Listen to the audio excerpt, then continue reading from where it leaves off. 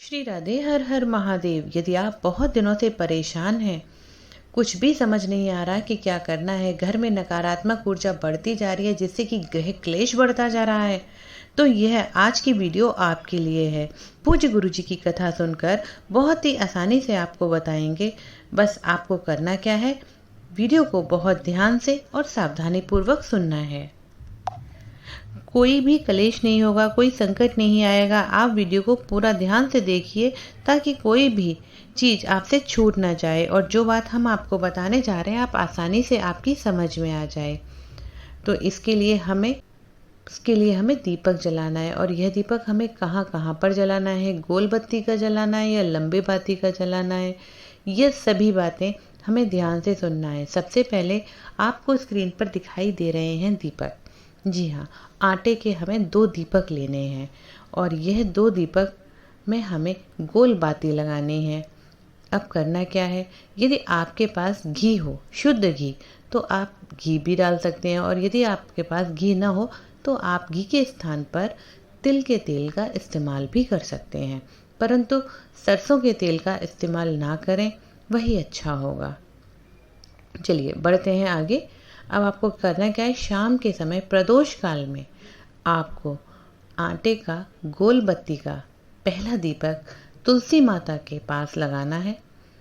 गमले के पास में लगाएंगे, पर ध्यान रखना है कि दीपक रखने से पहले हमें 1 चुटकी हल्दी डाल देनी है और ओम नमो भगवते वासुदेवाय मंत्र का 7 बार जप करना है। उसके पश्चात हम दूसरा दीपक अपने घर के मुख्य द्वार पर, जो हमारा बाहर का द्वार होता है जहाँ से हम अंदर एंटर करते हैं, उसके दाहिनी तरफ सीधे हाथ की तरफ हम वह दीपक लगाएंगे और वहाँ पर हमें फिर 7 बार ओम नमो भगवते वासुदेवाय मंत्र का जप करना है। दीपक को प्रज्वलित कर लेना है। जब भी आप गुरुवार को यह 2 दीपक का उपाय करेंगे, माता लक्ष्मी आपका घर में धन भंडार भर देंगी। आपके घर से गृह क्लेश स्वतः दूर हो जाएगा। पूर्ण विश्वास के साथ करिए। बढ़ते हैं अब अपने दूसरे उपाय की ओर। और दूसरा उपाय, यदि आपके घर में कोई बहुत ज़्यादा बीमार है, घर में कोई बच्चा, स्त्री या कोई बड़ा बहुत क्रोध करता है, हर वक्त चिड़चिड़ करता रहता है, तो उसके लिए आपको आज का यह उपाय बहुत ध्यान से सुनना है।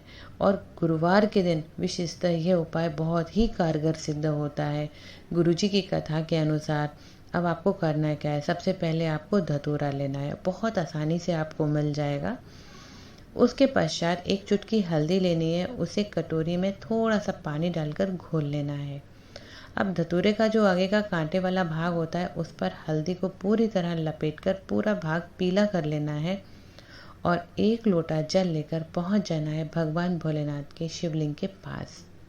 जी हाँ, उत्तर दिशा में मुख कर हमें वहाँ बैठ जाना है मंदिर में और शिवलिंग पर धीरे धीरे श्री शिवाय नमस्तुभ्यम बोलते हुए जल समर्पित कर देना है।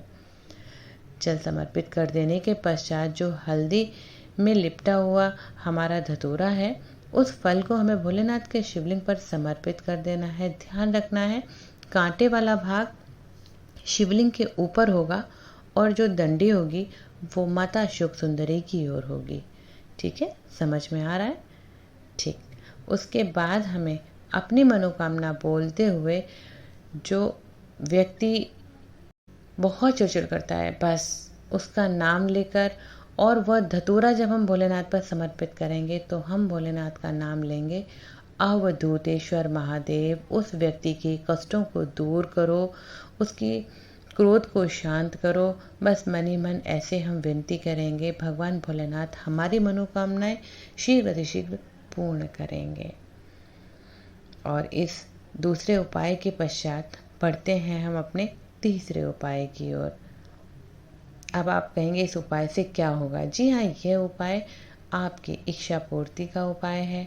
जब हम भगवान भोलेनाथ को अक्षत, जिसका कि मोल कभी समाप्त नहीं होता, अक्षत का अक्षय फल प्राप्त होता है, तो बस वही अक्षय फल प्राप्ति के लिए भगवान भोलेनाथ से अपने मनोरथ सिद्धि के लिए आप यह उपाय अवश्य करें। इसके लिए आपको एक बार फिर धतूरे की आवश्यकता होगी और वह धतूरा के साथ साथ आपको आवश्यकता होगी चावल के 5 दानों की।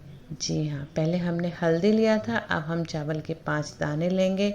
1 लोटा जल लेकर पहुँच जाएंगे भगवान भोलेनाथ के शिवलिंग के पास। उत्तर दिशा में मुख कर हमें बैठ जाना है।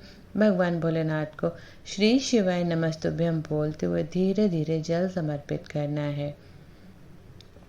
जल के साथ में यदि हम जो भी दूध, दही, गंगा जल लेकर गए हैं वह सब हम भोलेनाथ को समर्पित करेंगे और उसके पश्चात भोलेनाथ से अपनी मनोकामना बोलते हुए कंदुकेश्वर महादेव का नाम लेते हुए हमें वह धतूरा भोलेनाथ को समर्पित कर देना है।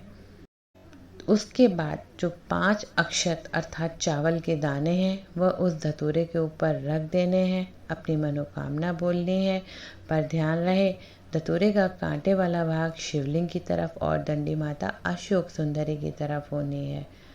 बस भोलेनाथ आपकी सभी मनोरथ पूर्ण करेंगे। और इसी के साथ हम आपसे विदा लेते हैं। मिलते हैं अगली वीडियो में कुछ नए और विशेष उपायों के साथ। श्री राधे। हर हर महादेव।